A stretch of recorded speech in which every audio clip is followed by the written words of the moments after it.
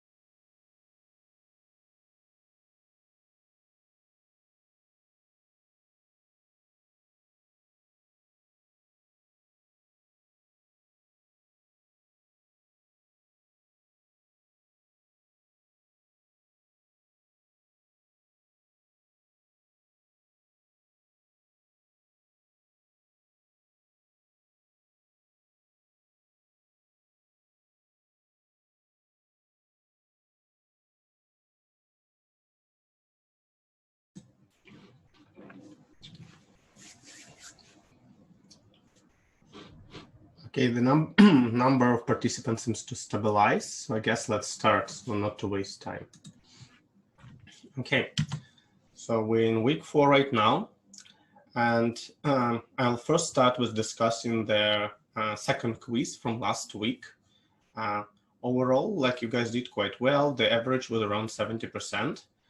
There were 2 questions that raised some questions, mostly because there was some imprecision in how they were phrased. So let me talk about those 2.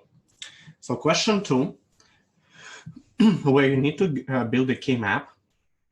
One thing that came out there. So first of all, I show you how to handle it, right? And then we discuss what's happened in terms of correct answers. Okay, there's a question. So the first important thing here is when we're going to build a K-map, we need to get a coverage. So we get the table. So this is the first 4 ones that we group, the red one. And that's going to give us these terms, not X and not W, right? How did we get it? Well, because here you see X is 0 and Y doesn't matter. It can be 0 or 1. So it means that you take not X and you don't take Y. And same here, and the same way here, you get that, right? Okay. Then this is a blue one. There's another term here and here that will give us not V and not Y. And there is another term, which is XVW. And this is the fully precise correct answer. Unfortunately, for whatever weird reason, the correct answer there has an extra term there that would cover another 2 ones 1 more time, which is actually not needed. So in that sense, that answer was not 100% precise, but every other answer was completely wrong. So it was not even a correct K-map for everything else. So everyone who responded to these questions with that version of this answer plus another term got a full mark from us. And that was around 70% of the people. So I found, even though we were a little bit imprecise here, I think most people got it right. Okay. So we'll try to make sure that we are always precise, but sometimes there's little things happens. Another thing that raised some questions was question 5. In that question, you were asked to draw, to check which diagram represent the multiplexer, and you were asked to select all that apply. And pretty much most people, around, again, 60 to 70%, figure out 2 circuits that are correct. One was with AND and OR gate. So this is the one that's problematic. We'll discuss it in a minute. So it was not, so OR means there's no this line here. It was AND and OR. And another correct answer was NAND gate. That was directly from my slide. The question was intended to challenge you. There was a 3rd correct answer, but somehow TA forgot to put a check mark in front of it. The trick part here is the XOR, which is actually not equivalent to the original one. But if you do the truth table, you would see you cannot get, essentially the only difference between XOR and OR is when you get 2 ones, right? So if both ends are 1, then XOR OR here would get a 1, but XOR will get a 0. But the way this circuit is built, you can never have both ends being 1 at the same time, because one is using S and one is using not S. So at least in one of these cases, you always has a 0, which ends as a 0. It means that you cannot get 1 here. So it happened for just, even though the circuits are not fully equivalent at this part, they happen to have the same truth table. And that's why there were 3 correct answers, actually, not 2. But because, again, the TA made a mistakes in the correct answer, so everyone who responded with 2 answers, they will still leave you mark as full because it's on our side, so you're not going to lose even a partial mark. But whoever responded with 3 correct answers, we manually fix your results, so you get an extra credit to properly figure out all 3 correct answers. So nobody loses any marks here. Only the people that answer it precisely will get extra marks right now after the regrading, and that should already happen. Okay, any questions about question 2 and question 5? Okay, so essentially for question 2, the grades stay intact. For question 5, some people get an extra grades for actually not missing the third option. But if you miss that, we're not going to penalize it. But you want to understand why the third option is also correct. So that was the trick in this question. Okay, any questions? As usual, guys, please turn on the videos if you can, if their situation allows you and your bandwidth allows to, so at least I can see some of you on the video.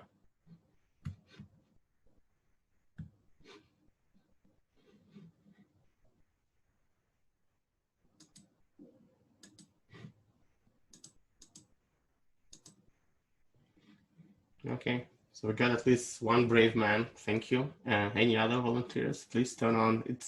It's not a very live lecture if I don't see you guys at all. Anyone? Yeah. So I don't really need to know what's around. Like I really just want to see your reactions to questions and things like that, and to the material when you puzzled or not. Okay, so we're done with discussing the quiz 2. Let's now talk about the new material today. So remember, this is the diagram how we build our knowledge from the bottom, from transistor to the top. So in the previous essentially lecture, we covered the devices. We learned how to build things like an adder, subtractor, multiplexer, comparator. So you're now occupied to build actually very complicated transistors, something you won't be able to build from scratch. But what was missing is we didn't figure out how to build memory yet. As you know, to build anything meaningful, you will need to have compute, but you also need to have memory, right? And this is what today's lecture is going to be about.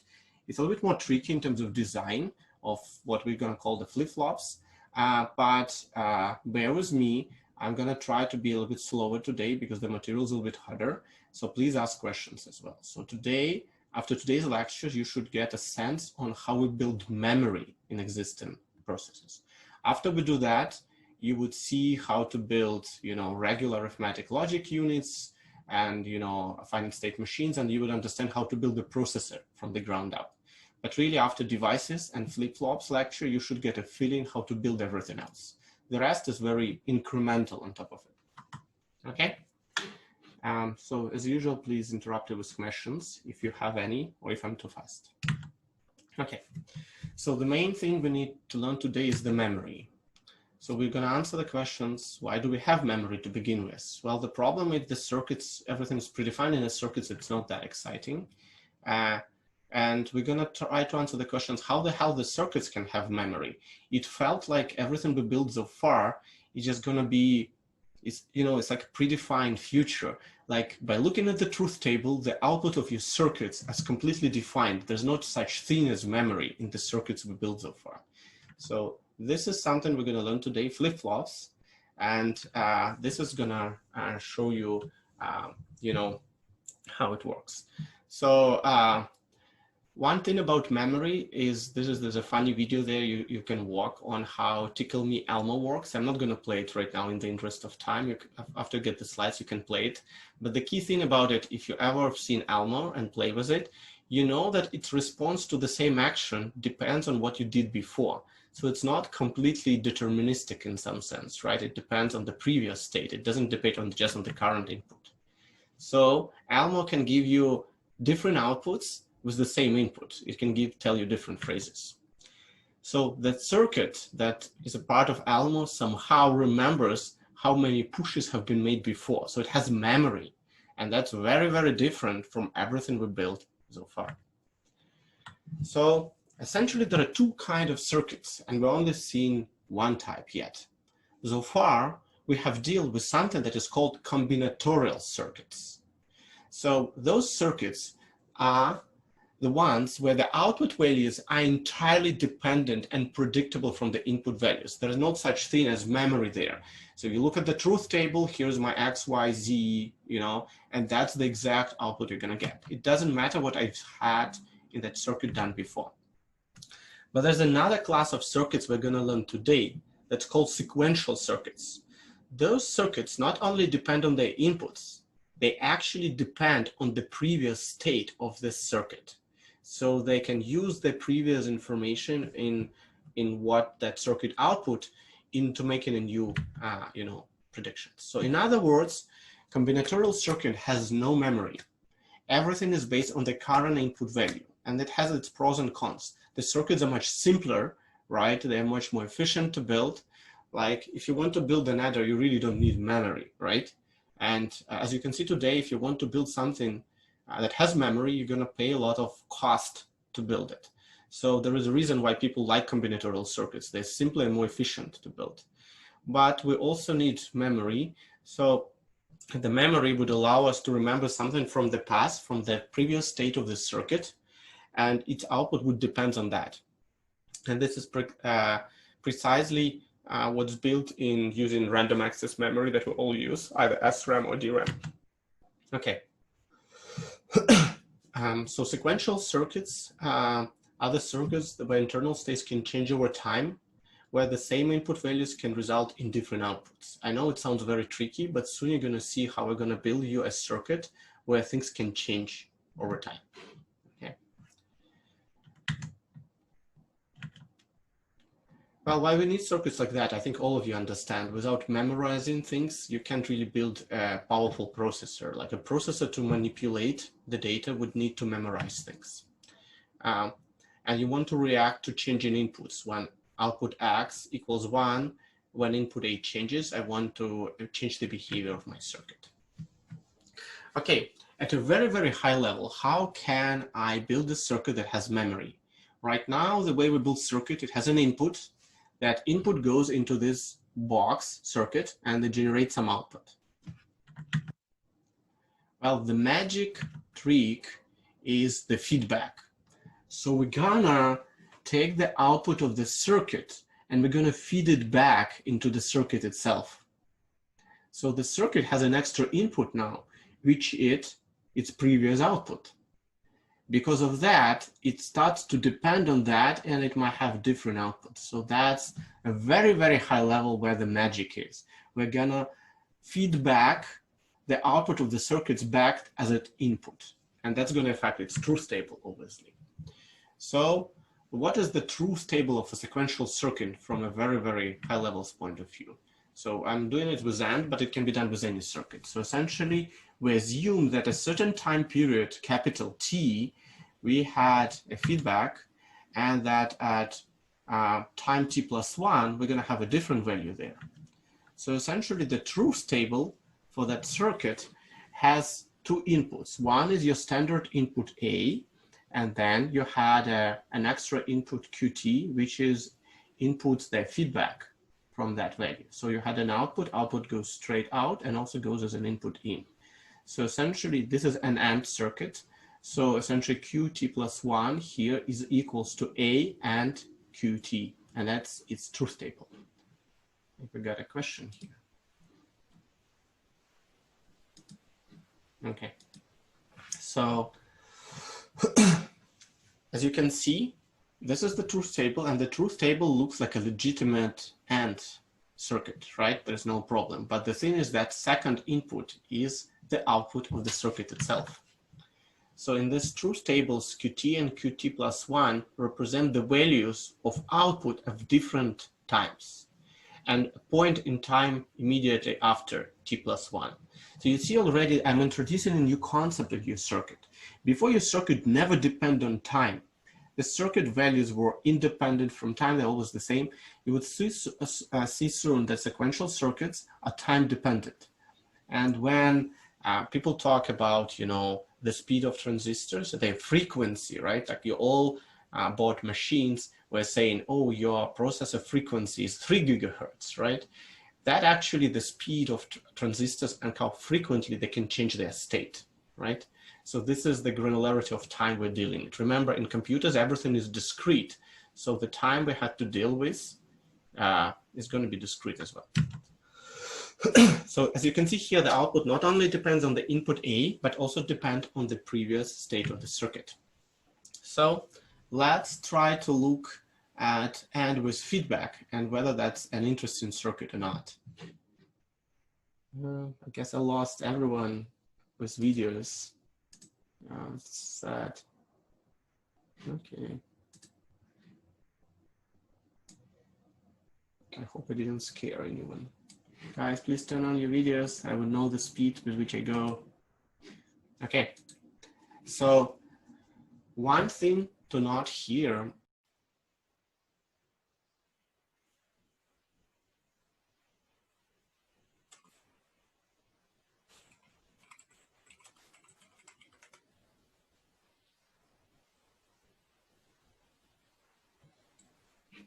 Guys, can you hear me now?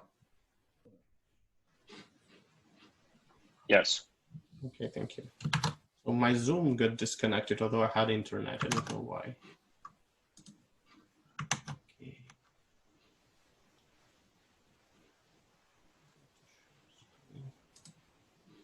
And you can see screen again, right?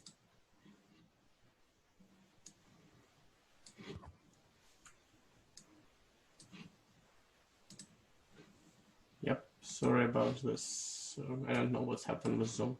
Anyway, let's go back here. So we build our first circuit AND with feedback, where the output of this AND now goes as its input. Let's look at the truth table here. So the thing about the truth table here, you see it has this intermediate state 0, 1, where at some point you had 0 coming from A and say 1 coming from QT.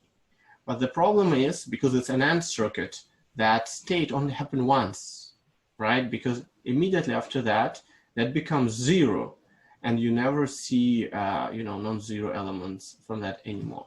So the problem here is this is a transient state. It will become 0, 0, 0 immediately.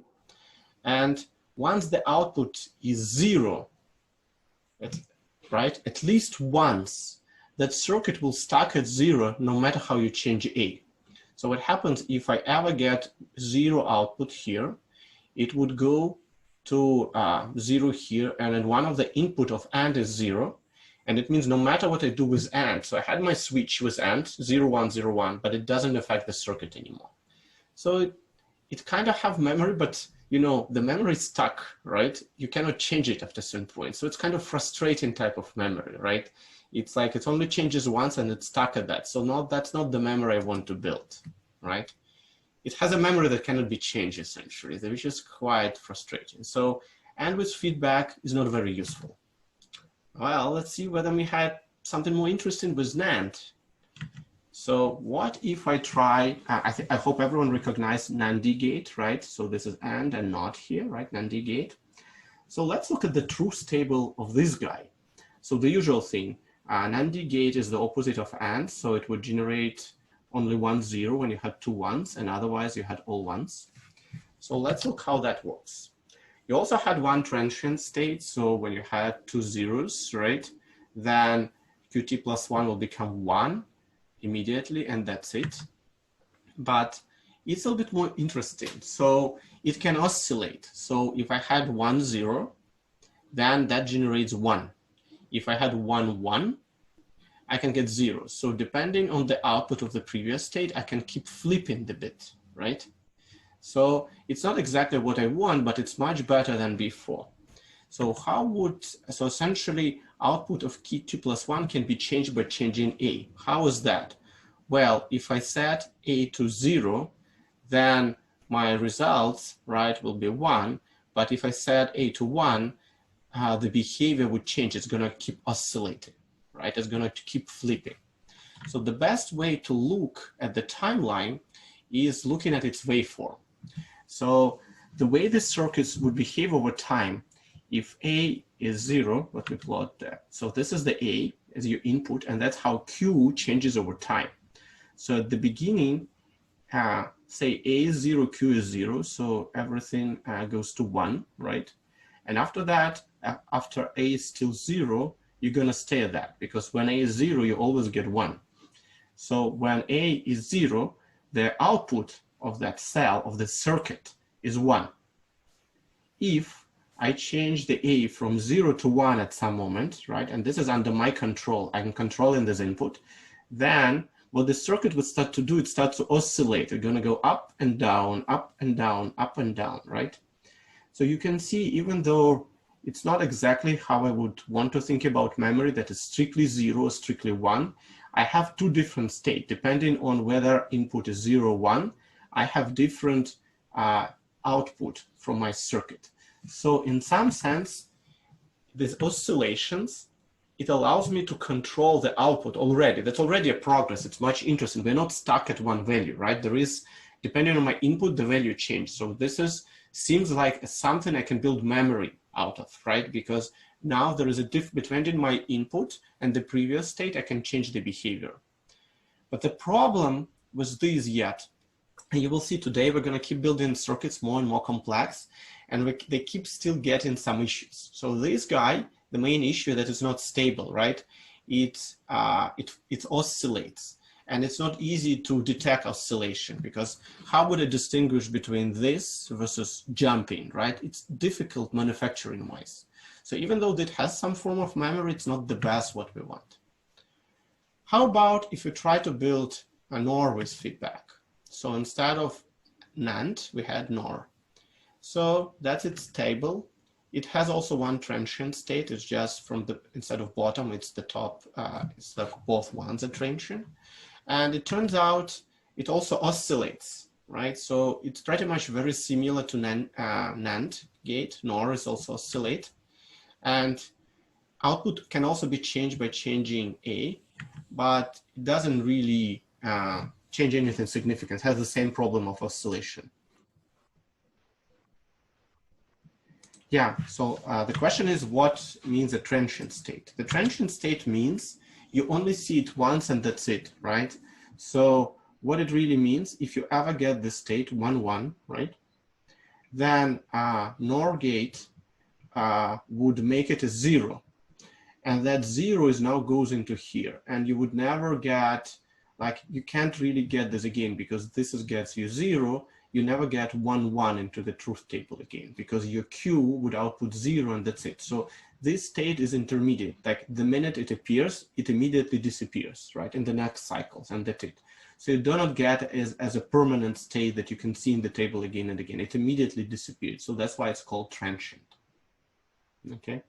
So it's not a stable state. It's like here, those states are stable. I keep flipping between these two.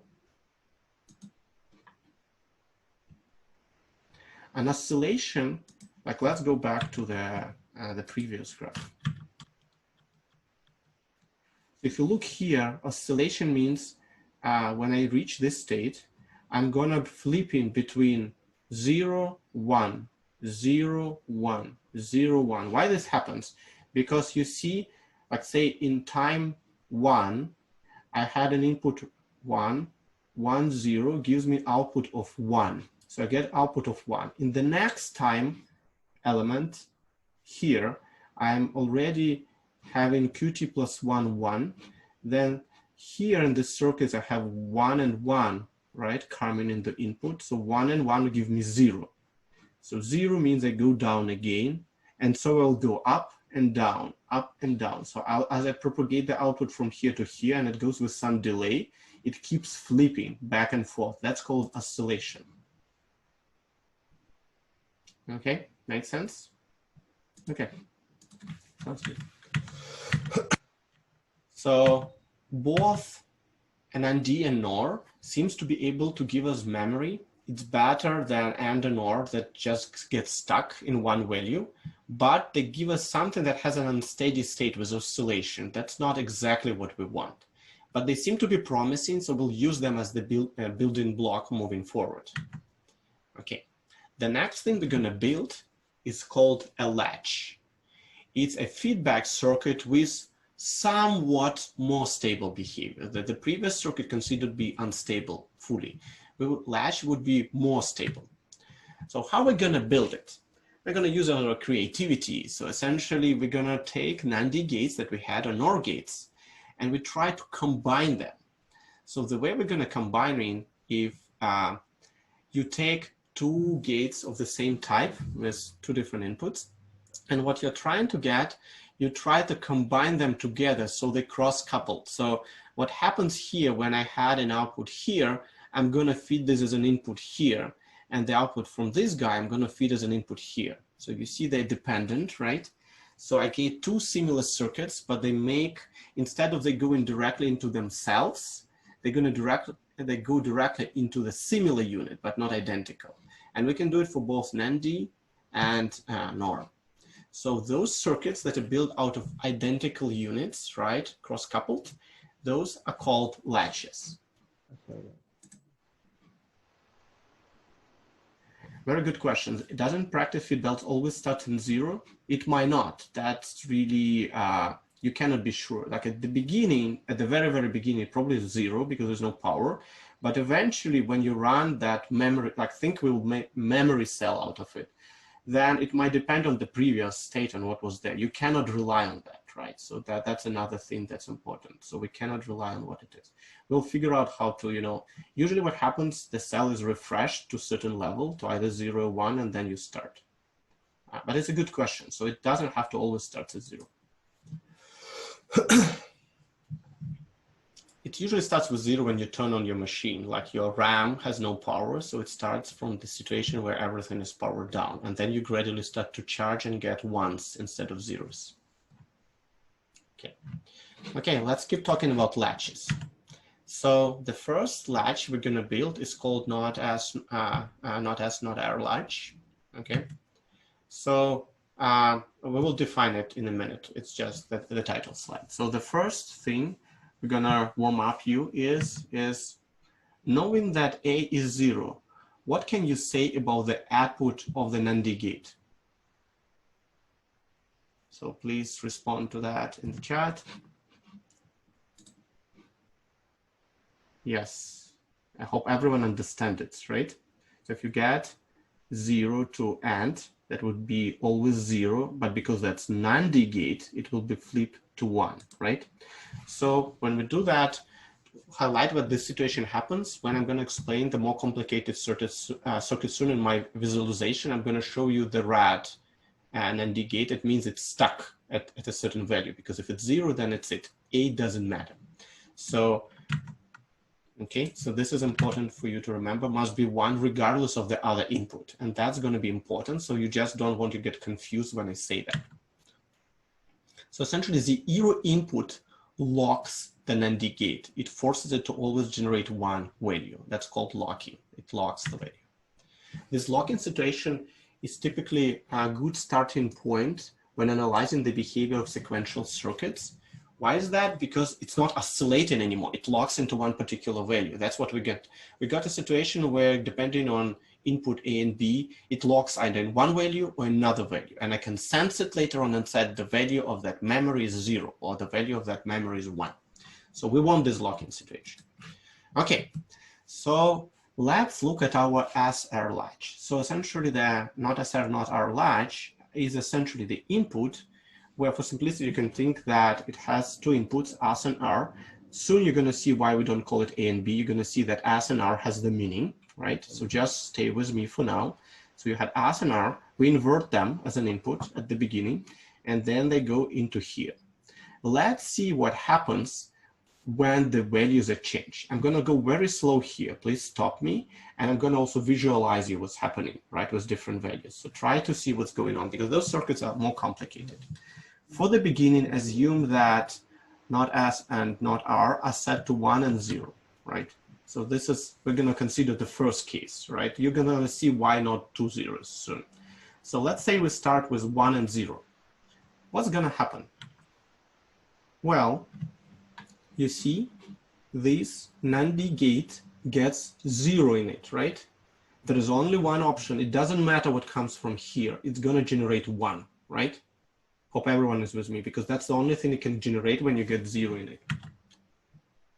So what that means is that there's going to be a value coming here, right? And you essentially, so the R input sets the output Q star to 1, which sets the output Q to 0, right?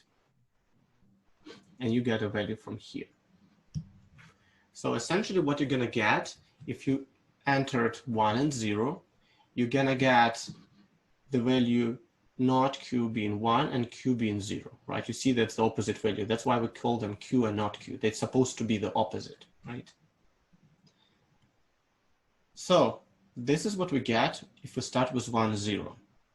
What's going to happen if I'm going to keep R being 0? If I'm going to keep R being 0, it's going to keep this value the same. So nothing's going to change.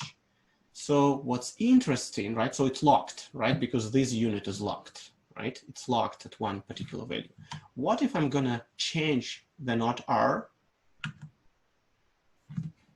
So if I'm going to change that thing here, right, to 1,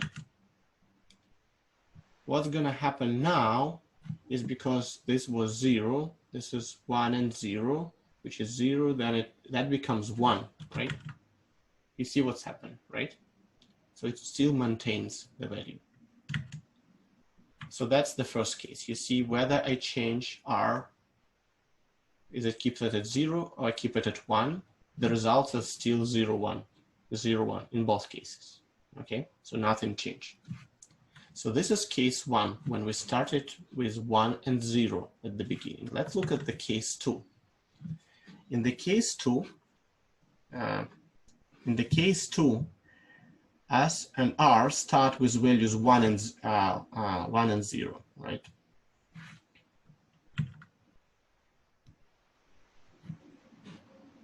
There's a question here. Yes, sure.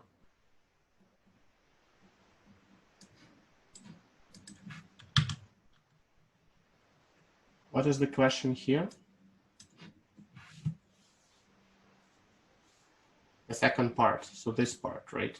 So essentially what happens is we started with 1, 0, and we get values 0 and 1 as the output.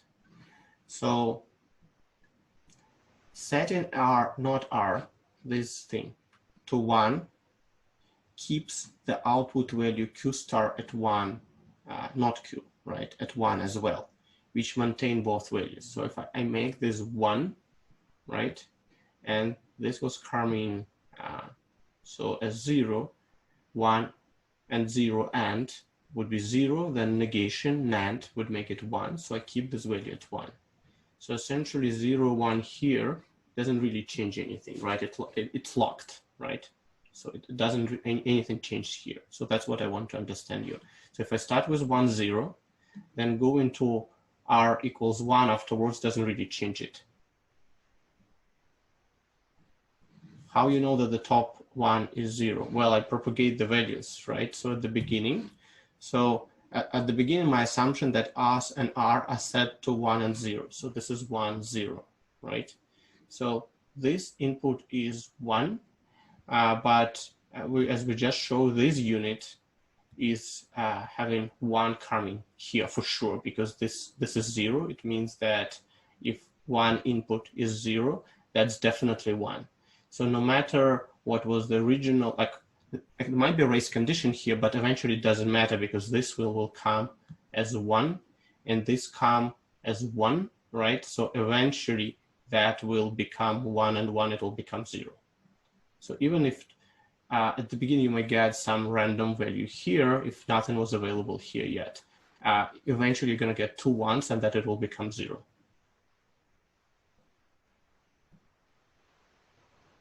You need to be, you need to stay with me. You would understand soon why we do not for them, right? R and S has a meaning, and when it negates them, it also has a meaning. So you just need to stay for me. So right now, for simplicity, I tell you exactly what not S is and what not R is. But soon you're going to see that R and S has a meaning. They're called start and restart, and you're going to see soon how we use them, okay? So for now, just accept it. In a few slides, you're going to see why they call this way and why we negate them sometimes. Okay, is this slide clear to everyone? Yes, it's set and reset, yeah. Okay, let's look at case 2. So what happens in the case 2 is that if we had 1 and 1s as before, and let's say I decided to change S to 0. Setting, what would happen is that that would permanently change this value to 1, right? So if I make as 0, then that becomes 1. And because that becomes 1, I had 1 and 1 here. That was going to flip immediately this value, right? So you're going to get 1 and 0. So the important things to see, if I have a state 0, 1, then the value outputs become 1 and 0. Remember before when I had 1, 0, I was getting 0, 1 as an output. Here we get the opposite thing. So I get essentially the ability by manipulating two inputs, I was able to change the values that are stored in the output. So instead of 0, 1, I get 1, 0. Okay. So this is two cases. Just to summarize it, look here. So essentially the key thing here is, if you look here, with 2 1s here, I might get 0, 1, and I might get 1, 0. So same input, different outputs. And that's the reaction I expect of you at this moment. It seems like you followed me up until now, but you're still shocked with the results we get. So let's try to understand what happened.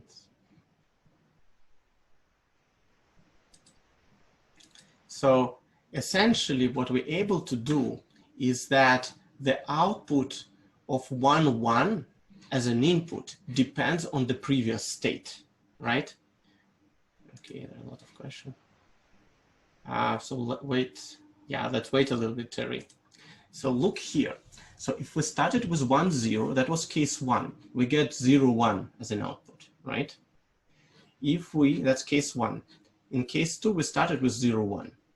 And we get 1, 0. And I went over that, and I can go over that again. It's very easy.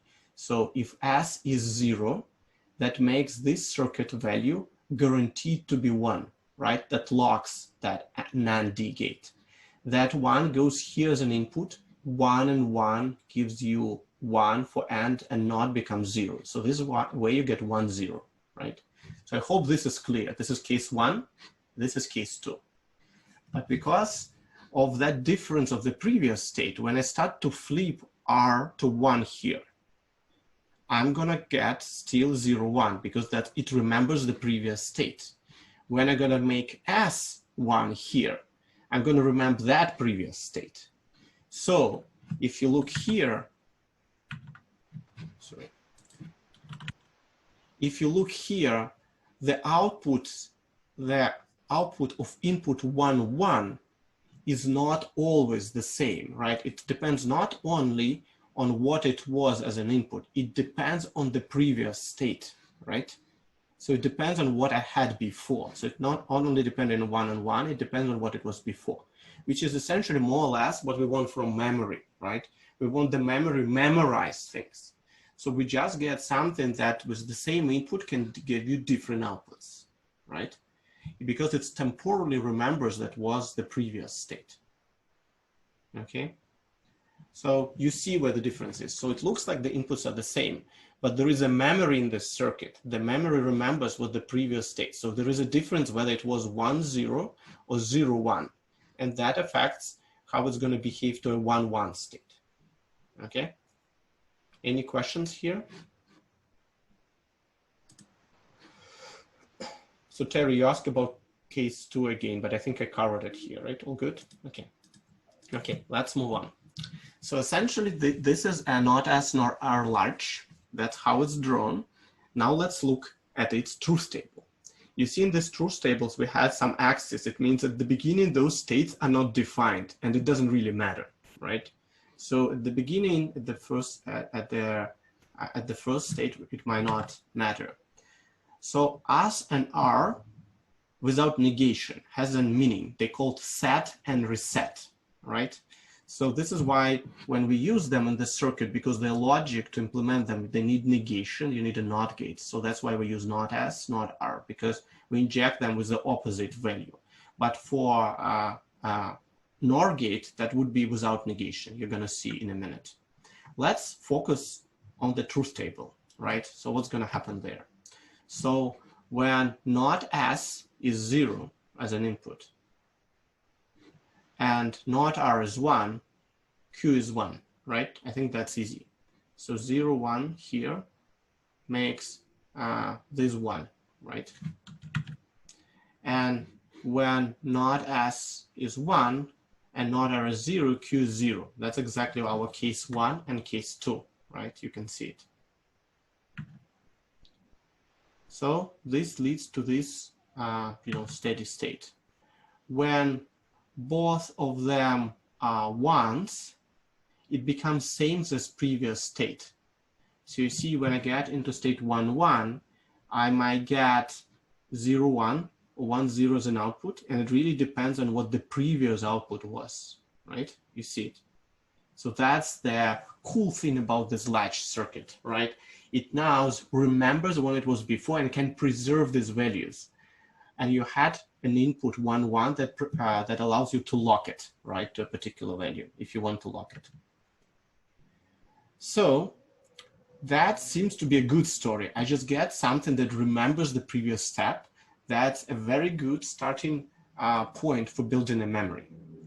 But are there any issues there? I think someone already touched this a little bit, and I mentioned race conditions. So there is still a little bit of a problem there that we would need to fix, and let me show what the problem is. The problem is there are intermediate states. So when I'm going from 2 zeros to 2, 1, 1, it might be different. I can go from 0, 0 to 0, 1 first, and then to 1, 1. Or I might do 1, 0, and then 1, 1. And that creates a race condition in the table. So we will look at it. So let me see questions there. Yes, so you should know the notation by now. The bar here means complement. It means not S, not R. It's negation. Thanks for others to respond to that question. Okay, so you see, depending on which path we take, they might get a race condition. And that might lead to unstable behavior we want to avoid. So unstable behavior essentially occurs when a not S nor latch goes from 0, 0 to 1, 1, or when SR latch, and I'll show you the SR latch soon, that's based on NOR gate, goes from 1, 1 to 0, 0. The signals don't change simultaneously. That's the difficulty, right? They do change in a discrete manner, but physics doesn't make us everything super synchronous. So the output might depend on which signal changes first. And that's something we don't like. So because of this unstable behavior, people, when building those latches, they make 0, 0 a forbidden state. So essentially they say that you're not allowed to enter 2 zeros as an input on ND based, not S nor R latch. And the NOR based SR latch, it has another forbidden state, 1, 1. So let me show you how it looks. This is your truth table. So essentially this becomes a forbidden state. So if you go, you are not supposed to enter 2 zeros to this, to this circuit, or it's going to get into the race condition, and the output might depend, depending on what was there, you might get different outputs, right? And that's something you want to avoid. And so that latch that we built first is called not S nor R, right?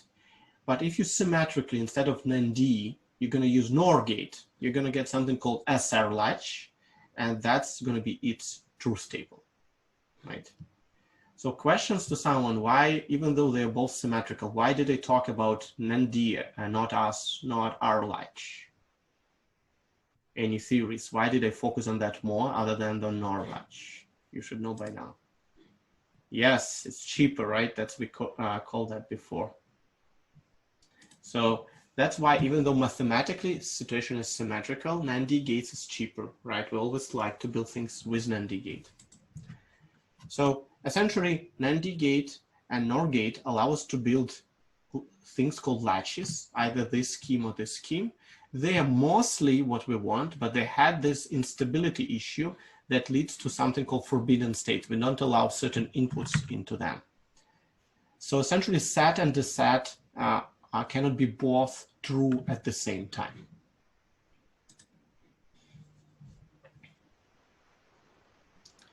Well, forbidden state result in a different output because depending, so let's go to the previous slide. If you look here, if you start with 2 zeros, right? depending on which circuit finished first, you might get different outputs, right? So say you start with 2 zeros and you get some results here, and then you start to flip, say you want to go from 0, 0 into 1, 1 state. When you're gonna flip one or another, depending on which flips first, you may get different results. So if I want to go from 0, 0 state into 1, 1 state, it might be happening, this might happen first, or that might happen first, right? And I cannot have guarantee what happens first, which one. So think about it, is I'm sending a signal to two different cities on roughly the same distance from me. And depending on different delays, sometimes it's gonna flip the first state first, or sometimes the second state first, and that's gonna affect the results. And we don't want that. It means like what is by randomness on whatever signal comes first, I'm gonna get different outputs. So think about it as two switches. I can make it on and off. And if I say I want both of them go from 0 to 1, imagine you want to turn on the light and you had to on and off, and you try to move both zeros to ones. And the light might go on and off depending on which signal goes faster. You don't want this behavior. You want the light go on no matter what, right? So that the instability on the order creates a problem, right? So it essentially has this race condition internal to it. And the way it's solved, we just don't allow this state to begin with. You always starts with 0, 1 or 1, 0. So you never had both switches to be off or both switches to be on for SR latch. Okay, so this is just a diagram for SR latch with NOR gates. We're not going to use it heavily, but it's the same story. It's very symmetrical to the previous one. Okay. Okay, so we almost built what we want. We get this latch, right? It seems like a very good, nice block. We started with something that was promising, but has huge instability. We went into something that it's mostly stable, but it has this forbidden state. So the next thing is, can we get rid of that? So SR latch here, I'm gonna keep on the slides, right? Just for symmetry, right? You can see how it's different, but it's pretty much, from a mathematical perspective, it's the same, right? Okay. So summary of those SR or not SR latches. So this is how they're drawn on the diagram, right? S means set, R means resets, and that's the state. If you start with 1, 0, Q is 1. If you start with 0, 1, Q is 0. And essentially 2 zeros here for SR latch, we're gonna keep it. Remember, this is SR latch as an example. And if you use not SR, not R latch, these two zeros changes to 2 ones, right? So 2 ones will keep it, right? And there is one state that is always forbidden, right? Okay, so we built something useful, but there are still some challenges. And important problem is that's all done with real physical device. It's not like all mathematical where everything is synchronous. So in reality, then there are some signals and they had delays. And propagate, like when we change the signal, it don't changes instantaneously, but it changes with a certain physical delay. And so when we read from latches, we now have really circuits that can store high or low, 0, 1 values. But there is still a challenge on how we're going to distinguish between 5 highs in a row versus 10 highs in a row. Like we can store the value, but I need somehow to sense it, right? Whether it's high or low. Like how would I know that it's long enough to be in a high state that it's good for me to know that's a valid value? So essentially what I'm trying to bring in, I need a way to sample stuff. I want a way to do something, right? And then with a certain frequency, and then to say, you know what, for a while this signal is high, and then it means it's really high, right? So this is the confirmation I need. I need a sampling, which essentially means I need time. We need to use some sort of timing signal to let the circuits know when the output may be sampled. So that's a fundamental difference. Like we build the latch, right? But it doesn't have the time yet. You see, we kind of tried to argue about how it changes from time t to t+1, but we didn't really have a timer in it. So the next things we're going to do, we're going to add clock inside of this latch. We're going to make it synchronize with pulses. So clocks are regular pulses, something you've seen in a lot of, videos about hospitals. This is the typical signal, right? So the questions here is clocks are regular pulses, essentially, where the high value indicates that the output of the latch may be sampled, and usually they're drawn like that. So essentially the clock signal is something like this. At a regular time period, it goes from low to high, and then it goes down, and then it goes up, and then it goes down, and it has regular. So it's essentially, the clock goes from 0 voltage to 5 voltage, up and down, up and down, up and down with regular. It's very primitive, but that's how we're going to draw it. In reality, it's more like that because it's a very high frequency. So again, remember when I said when someone tells you your transistors work at 3 gigahertz, that's what really means. It's the minimal time in which I can go from on to off and back, right? That's what the frequency of your chip is, right? Really, that's the frequency of your transistors. That's what companies like Intel and AMD is trying to improve, right, a lot. So essentially, oops, question here. Why do you need clock signals? Because I need somehow to know something is changed with the circuit, right? So let's say right now it stays at 1, but is it transient versus it's a permanent thing? I need to periodically check whether it's different or not. So essentially, we need sampling. We need the ability to understand that the circuit is changing its state because it's a memory cell. If it's always in the same value, how do I know that it's time to check it again, right? So that's the way to do it, have a timer. So the faster the frequency, the more frequently we're going to change the behavior of a latch, the faster the cell is going to work. So if you think about you're buying a DRAM for your computer, right? You want it being fast.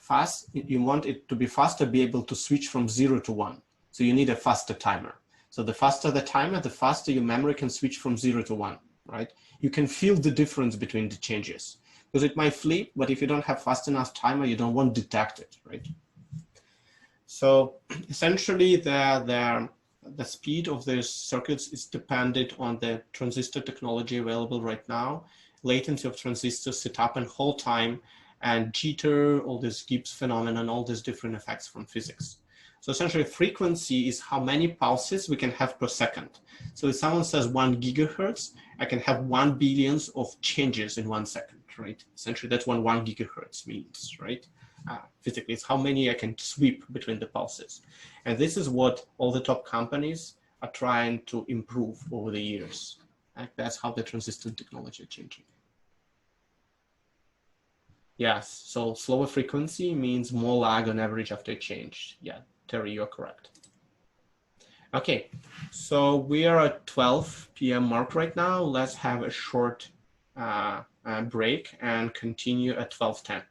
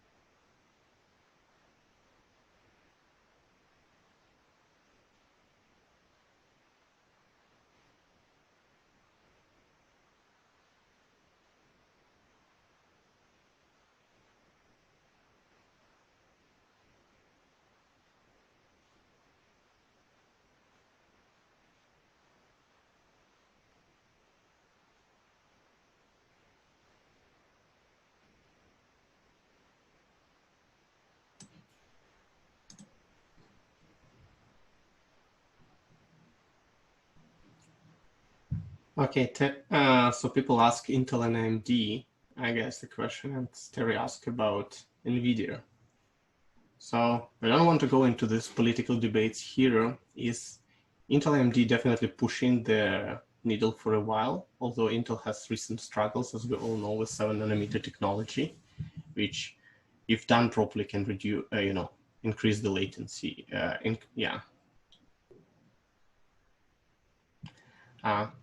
NVIDIA is in a different game right now. They're working on not a general purpose, although if they actually able to acquire ARM, which I'm not sure whether they would let them or not, they would be on the same market and the same competition against Intel and AMD. But right now they're on the same in a different market essentially.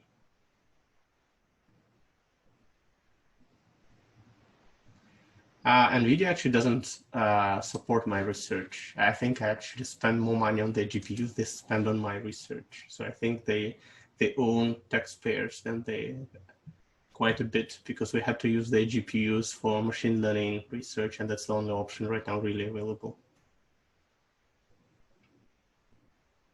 Yeah. Oh no, NVIDIA doesn't give discounts to anyone. In fact, I need one of the 30 series GPUs for my research to evaluate their recent results, and because of inability to purchase it. So at 9 a.m. when they start to sell it, it's not available. 9:01, it's already gone. So you can't really buy a single GPU to do research right now. So we had to ask Google to help us, and we ran some hardware in the cloud to be able to do research on these new GPUs. Any other questions unrelated to this? Yeah, so we were not able to get even one GPU to test it. Not for MLPerf, for our own research. MLPerf results are submitted by the companies. I don't know many people know what MLPerf is, so I'll just put a link here.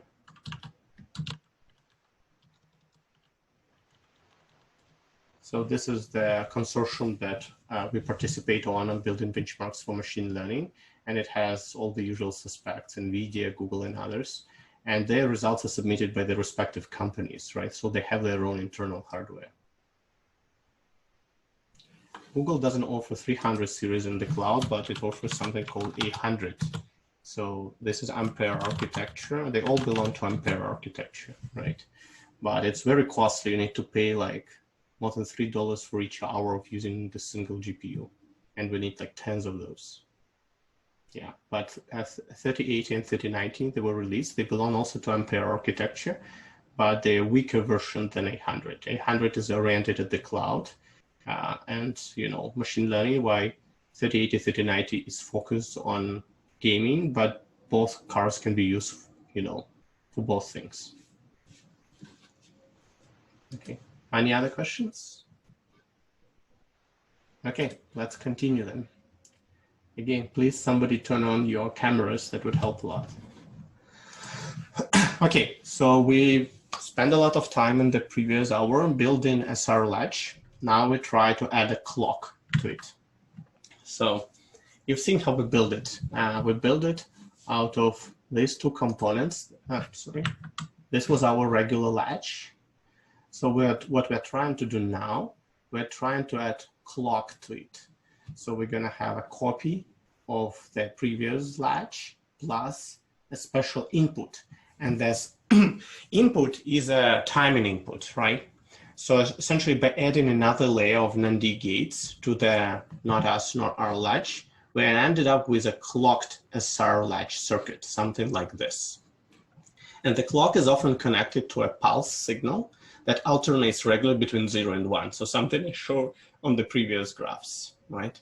So essentially, this is a modification of the SR latch that would respect the timing.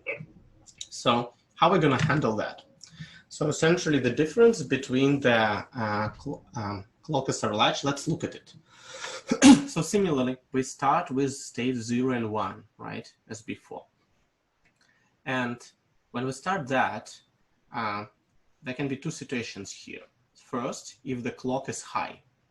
If clock is high, then the first NAND gates invert those values, right? Because you would put clock as high. It would go into here. Then after AND, that will be inverted. So they would come as low, right? So setting both inputs to 0 maintains the output values. So let's look how it works so that you understand what's written here. So let's say I started with 0 and 1 as the values of start and restart values, right? The way we did it before. And then say that the time pulse right now is at 1. So what's going to happen here? Let's propagate the values. So here 0 and 1 will give us 0, then flip to 1. So the input is 1, right? How about here? So it's the opposite, right? We get 1 and 1. AND of 1 and 1 is 1. Not of it, then D is 0. So you get 0 here. So you see when clock is high, then this extra latch here is inverting the values. You're going to get 1 and 0, right? If it's high, right? So 0, 1 will be inverted into 1 and 0. And it looked like the same as to our not S or not R latch before. Right? Now you kind of get a feeling why we call this latch not S, not R. By using another non-D gate here, we kind of flip it. So at the end, it would become the normal S and R, right? And here they're like not S and not R. And then, not surprising, similar to how we did before, for case 1, 0, we're going to get 1 here and 0 here. So they flip again. So overall, we essentially, when this is high and S is 0 and 1, we get 0, 1 absolutely symmetrically here. So this latch inverter inverts the value, flips the values twice. Then, so you see that this thing, because of the input being 0, is locked, right? Because that always generates one value. So if I'm going to go from 0, 1 to 0, 0, what's going to happen? Well, I'm going to flip this to 1, and that's going to bring us to, you know, the next situation, right? Let's look here. So if you had 2 zeros, then there are 2 1s here, and you get 0, 1 here, right? So it's locked in the previous state, right? So remember, previous was 0, 1, right? So now it's locked. You can't really change anything. Okay, so now let's say the clock is low. So if the clock is low, what's going to change? Even if the input is changed, the low clock input prevents the change from reaching the second stage of NAND gates. What does the hell that text means? So if you look here, if that's 0, that becomes 1 here, and that's 1 here, and I can't really change anything. These 2 gates are locked. They kind of don't let the signal being propagated to change anything, right? So if I had a high clock value and the value was 0, 1, at the beginning it gets 1 value, I can't really change it, right? They go into a lower pulse, don't change it. So the result is the clock needs to be high in order for the inputs to have any effect. So essentially at the low clock, nothing changes. It's just locked down in this front end stage because it just makes both of these locked and the previous values don't change. So we had this case 1 right now, and essentially the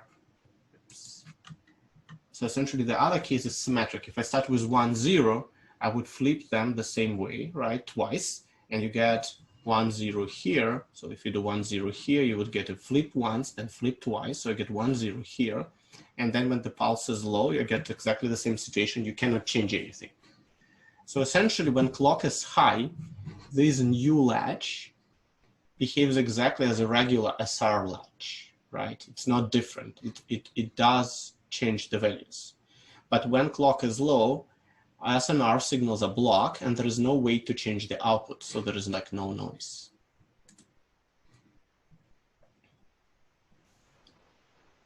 But let's wait for the discussing the race condition. Right now, things are more synchronous. We'll see right now. Just wait a little bit. So essentially, this is the latch we built, right? And it's called clocked SR latch. When you're going to use symbols, right? It just had an extra C here. Someone tried to ask a question? Okay. So essentially there's set, reset, and clock, and this is the output Q and not Q. Remember, this thing here says not, right? But there's not a real not, it's just a symbol, right? The outputs are just Q and not Q. So this is a typical symbol for a clock SR latch. It only allows the S and R signals to affect the circuits when the clock circuit C is high. And the small not here, this small not here, is just a notation, right? So it's not an extra not gate, right? So this is just a notation, okay? So let's look at it, right? Let's look at it and look at what problems it has or doesn't, and how we handle other issues before. But we see we get time into it, right? So we now can control how it flips, right?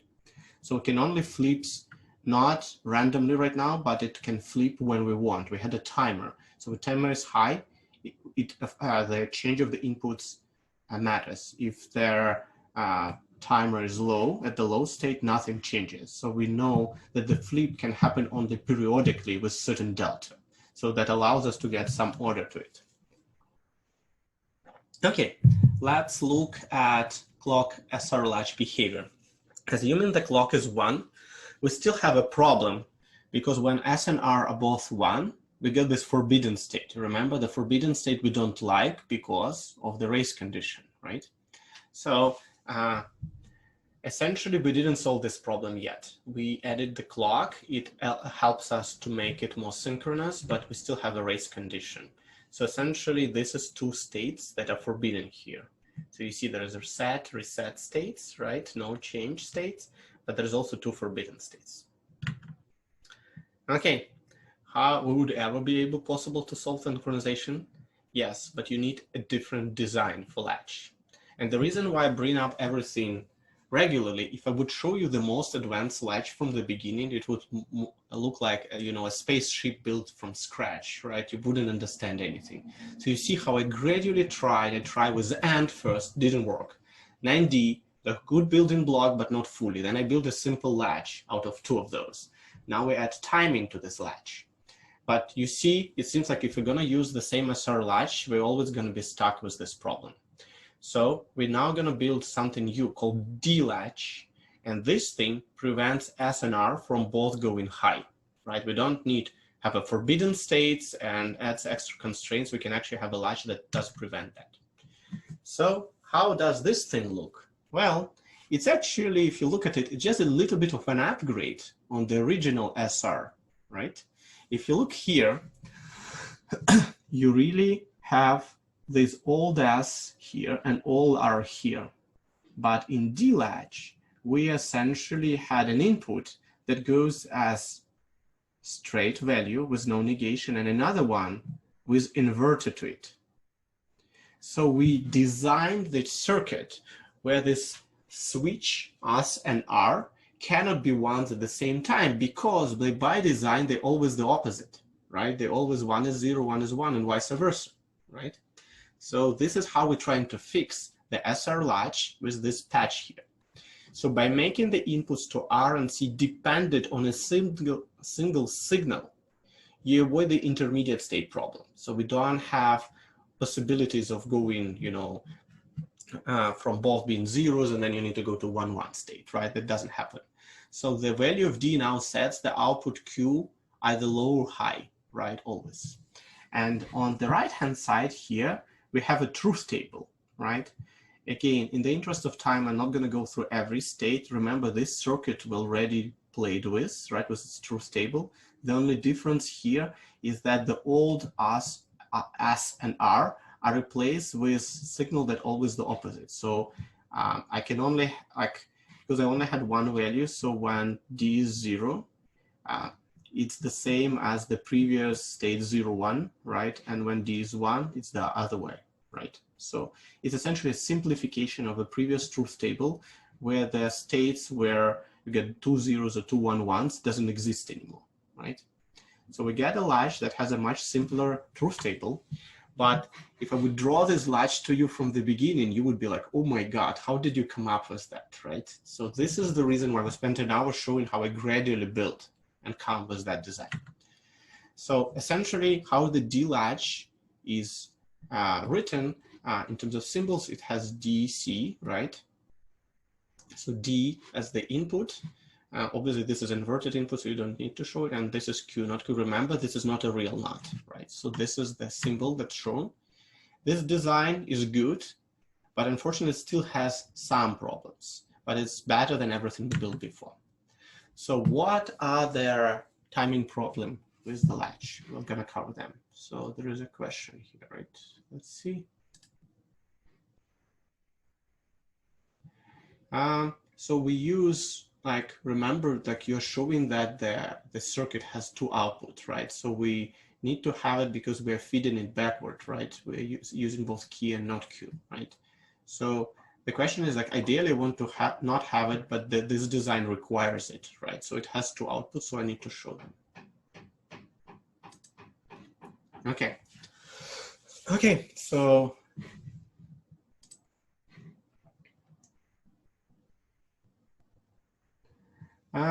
so if you don't show it to them, they don't know what the circuit going to talk about. They might think about that you had a different design. So the symbols used here reflects exactly how the circuit looks from the input and output perspective. Remember, somebody who's going to design it needs to see it exactly how many inputs and outputs have. It doesn't need to see the internal, but it does need to see all the outputs of it. Right? So that's the reason we plot. You see all the internal complexities hidden. You only show inputs and outputs. That's because that's what people that design circuits to connect it with other circuits need to know about it, right? They cannot just have not that connected to anything. Okay. So let's continue and look at the timing issues that might have with the D latch. So consider the circuit on the right. When the clock signal is high, the output looks like the waveform below. So essentially, when so what happens with the D latch, when C is low, the output is low. When C goes up, it takes a little bit of time, and then it needs to catch, you know, that pulse change, and then it goes up, right? And then what is going to happen? It's going to go up and down, right? Because it's keep toggling back and forth. This is what happens with the D latch, right? If you look at the truth table there, in the previous slide, it's going to go 0, 1 goes to 1, and then you're going to use this 1, and with 0, it's going to go back to 0. So it's going to flip. So it flips with a regular step, but we want it flips only once per cycle. And that's what we're going to fix right now.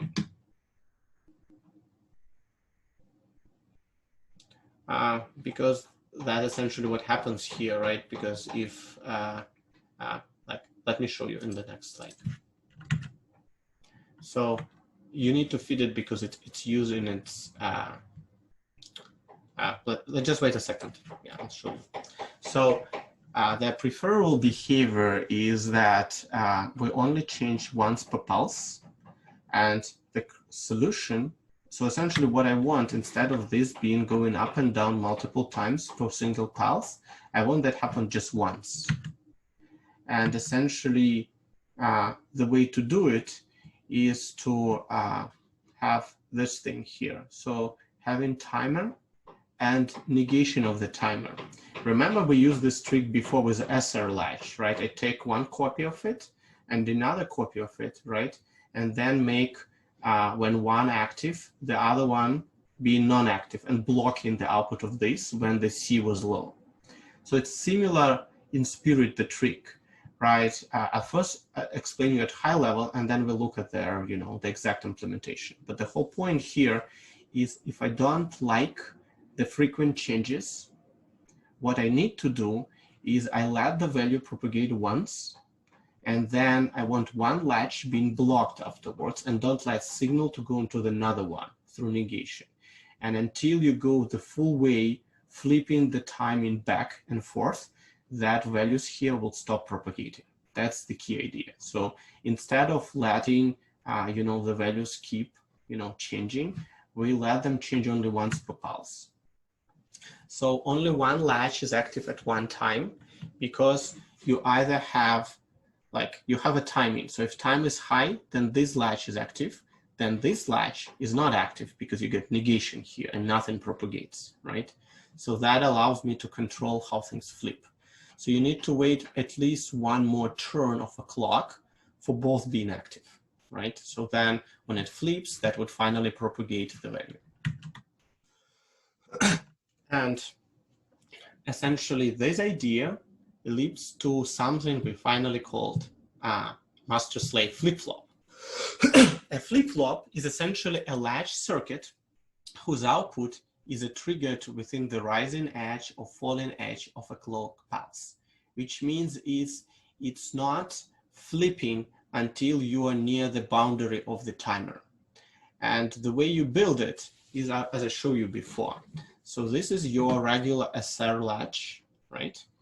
And this is another SR latch, right?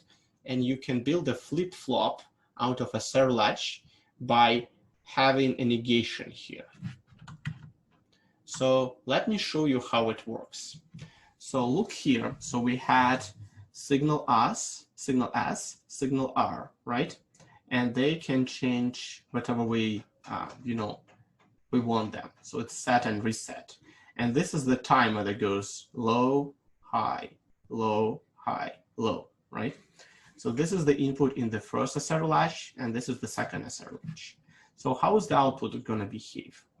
So up, you see that what's going to happen is that the output is actually going to change at the boundary. So at the beginning, when C is high, here it's low. So whatever you get here would be blocked here. So whatever values were here before, you won't be able to propagate through that latch, right? So it's locked with the previous value. Whenever the signal goes from high to low, that would reactivate this thing, right? So it makes this circuit live now, and it's going to grab the old value that was stuck there for the whole pulse. So think about it. It's really a flip-flop.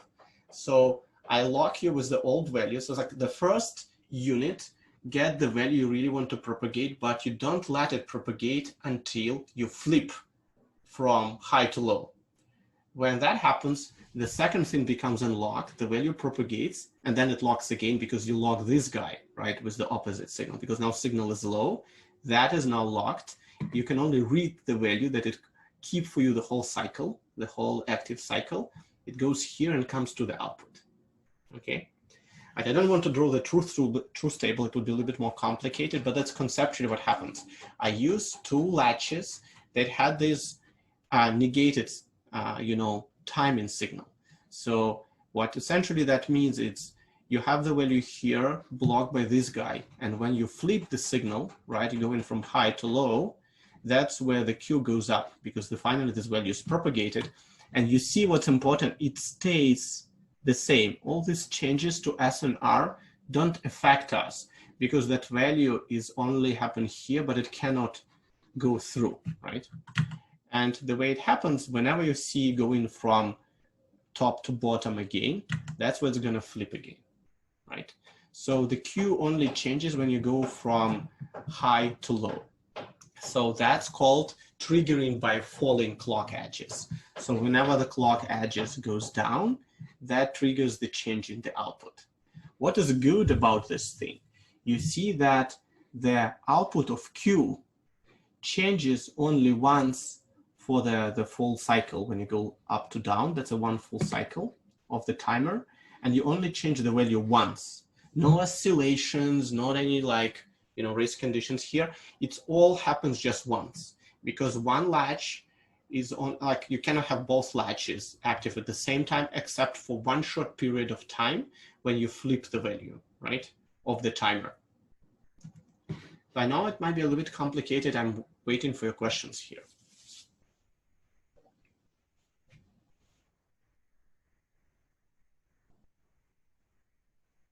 Any questions? So you see, the key idea here, we already were able to flip and memorize things, but it was flipping too frequently. Now we make it perfectly aligned with the timer, right? Okay, so we did it for the, yes, we got a question. Let's answer it.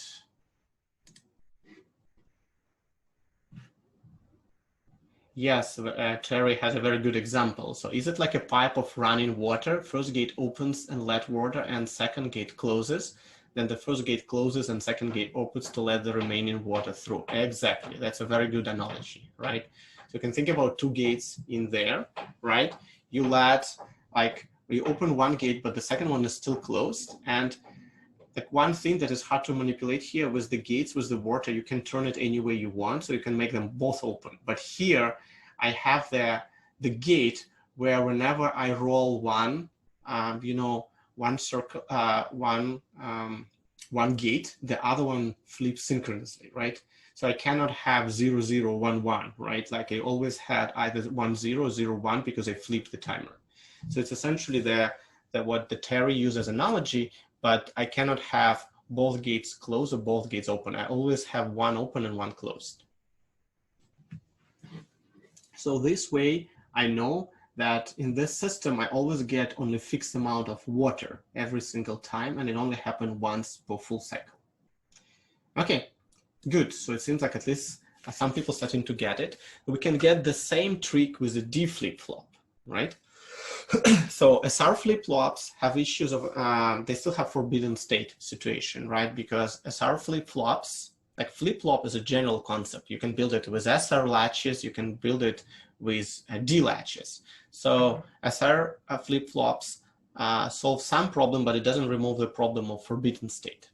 The D flip-flops, where you can connect D latch to the input of the an SR latch, then you can get something more interesting. You see, we are not gonna just replicate everything.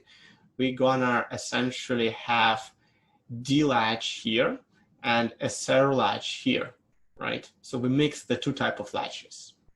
And that latch is called negative edge triggered flip-flop, similarly to the SR latch.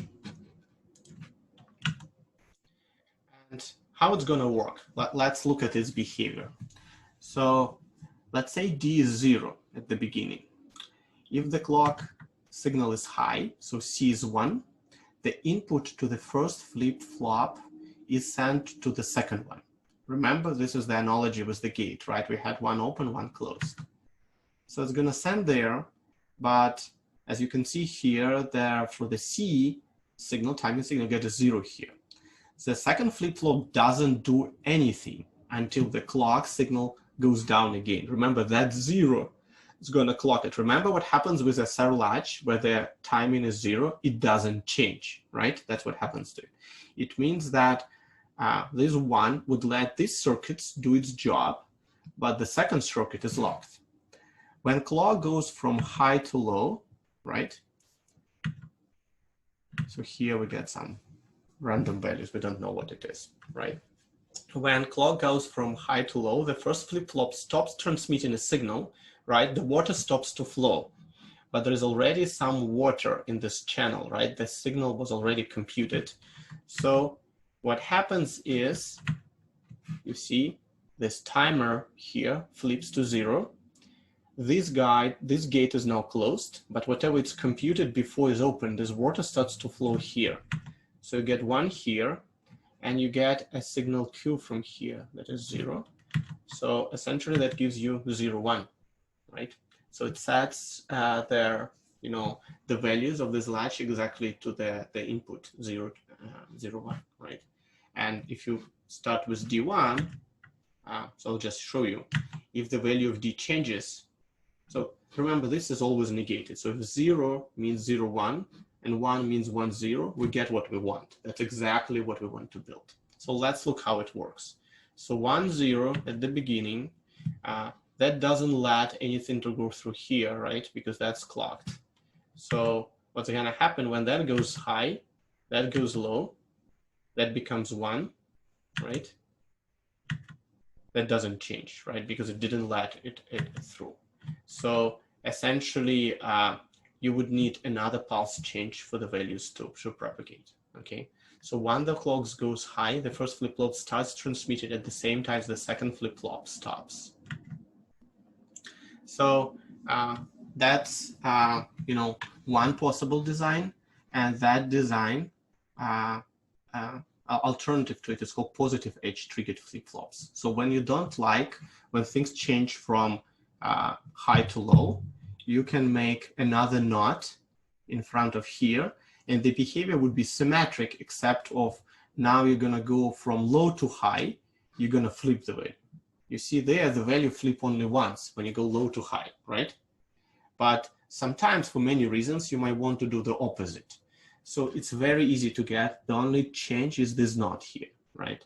So it works exactly the same. It's just you get this extra NOT gate here, and then that's how it's reflected in the visual representation of this D flip-flop, right? And essentially this is the most common flip-flops actually used, and that's what you're going to use for most of the course, right? So you see, again, if I would show you this final design, you see how many logical steps we do to get it, right? It's definitely not trivial. People spend time to build those things from transistors. But if you look at each part of this design, you would now to see why I have S and R, right? Stop and restart. You now know what I had latch. You now know what I had alternative design with D. And you also know why I had to combine them and alternate the timer so that we can only have the switch once per pulse. That's what we really want. And you also know why this knot exists here. So you see there were 5 logical steps here to get this design. But that at the end, that's what's useful. Why choose a positive edge triggered since it has an additional gate? Good questions. Why do you guys think, why would you might have a preference of one versus another? Like one hint there, it has nothing to do with logic. It's not logically coming from there. It's really implementational. It's just a lot of things on how people build circuits. They want to beat flips in the memory when you go from 0 to 1, right? So essentially, so it makes more sense to trigger on going from low to high, because that's how everything turns on with the power. All that said, if you had zeros and 1 represented the opposite. Remember when I said 0 and 1, we usually think about 0 being low power and 1 being high, right? But that's just our, agreement, right? It doesn't have to be like that. There are proposals was the other way around. But otherwise, it's usually if you assume 0 is low and 1 is high, you want on the high end when you inject power, you want everything flipped, not to wait for another cycle to everything to flip, okay? So it's really just implementational. There is not really anything super fundamental. And if you look at these SR latches, like remember how many NAND gates went there? This extra knot is like whatever, a few %, right? So it's not a huge, big issue there. Okay, so let's move on. So this is the notations. So I want you to know the notation. So we had latches. This is a typical latch SR. So someone asked why we need to have the Q not Q. So like people need to understand that these outputs are connected, that the Q not Q are not two random outputs. This is why when you use them, this is just a straight line and this says not, which really not a real NOT gate. It just means it's the negation of this output coming out of here. And this is not SR, not R latch. Like this, remember, that's built out of NAND gates. This guy is built out of NOR gates. And this is D latch with 1 control. This is D with 0 control. Remember, this NOT here, yeah, there's really different. This is a real NOT, right? Like it's actually negated on the input. And this is edge triggered flip-flops. That's the way you show them. This essentially triggers when going from low to high. This is why you see this arrow here, means there's a knot on the timing, right? And this is triggered the opposite way, right? So there's an extra knot here. Okay, there are many different other flip-flops that I've just leave here for you to know about their existence. To be honest, I'm not an expert on that. I never use these fancy flip-flops myself. So the T flip-flop is like a D flip-flop, except that it toggles its value whether the input to T is high. And there is something called GK flip-flops. It takes advantage of all combinations of 2 inputs to produce 4 different behaviors. So it's trying to be more efficient what it does, but as you see, it becomes more complicated as well. So it's essentially right now we only use 1 pair of state, but here you have 2 inputs, so you're trying to have 2 values, right, for the cell. So you can on JK as 0, you maintain the output. If the 1 0 gives you value of 0, 1 0 gives you the output of 1, and 2 1s toggle the output values. So you can have more complicated flip-flops. But to be honest, this is pretty much what you need to know about flip-flops. This is real building block for memory. This is how the memory is built right now. There would be some difference with DRAM memory because it uses capacitors, but fundamentally when you talk about SRAM and all this other type of memory, that's what we're dealing with. So we're going to use these flip-flops to build everything that requires memory. I hope a lot of you have heard about registers. We're going to build registers from flip-flops. So this is our building block, similarly to how we build an adder to build subtractor, and we can use it to build comparator. Now we have a built-in block to have memory. So with this in mind, you can start to get a feeling that you can build a real processor, because you know how to do compute, you know how to do storage. With storage and compute together, you can do anything you want, and you can make more complicated things like processors.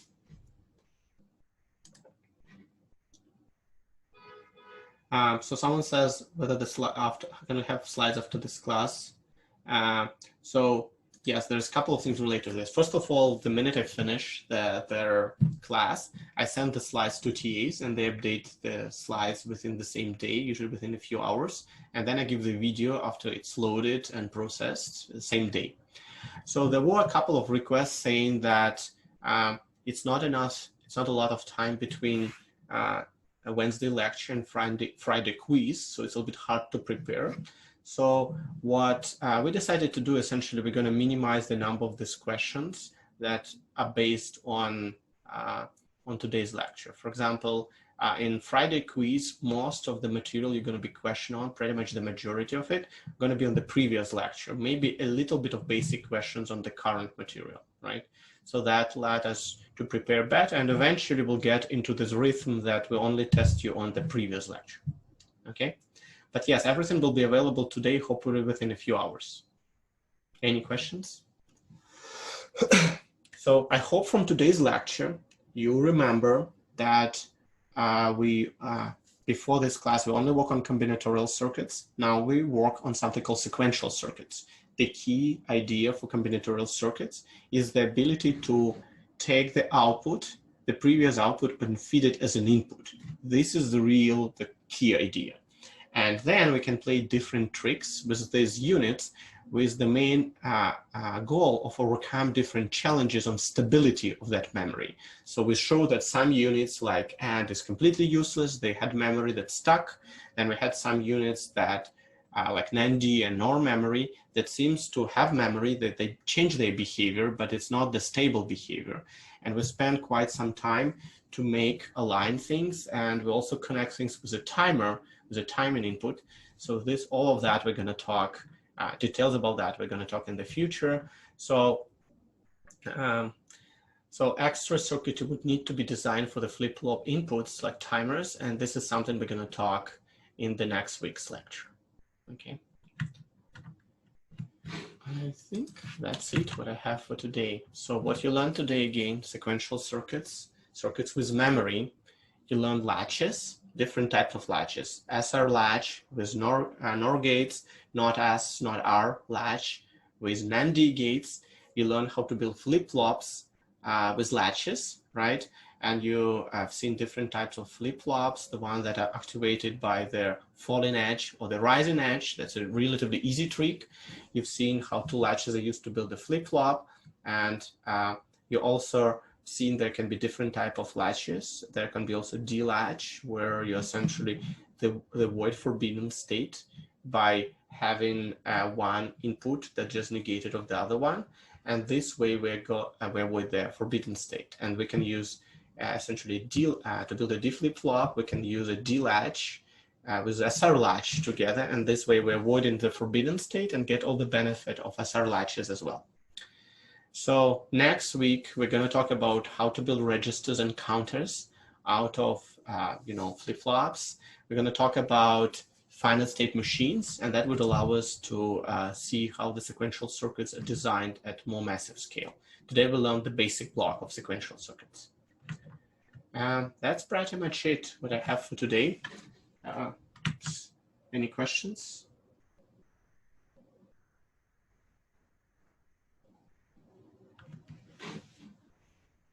Okay. Counting until 3. 1, 2, 3. Any questions? I have a question related to this lecture. So Sam, if you had a question related to the lecture, just send me an email. If it's just to me personally, if it's general about the course, then you can post it on Piazza.